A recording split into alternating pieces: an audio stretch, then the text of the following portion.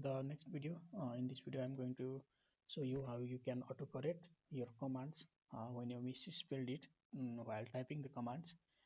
It's the cd command, so let me show you how you can do this.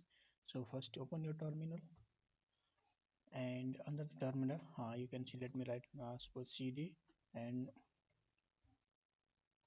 you can see I have written the wrong spelling of the downloads.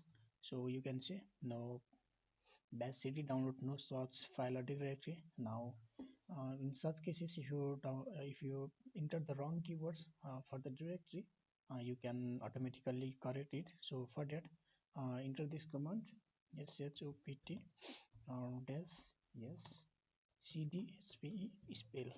So press enter. Now if I type the same command, uh,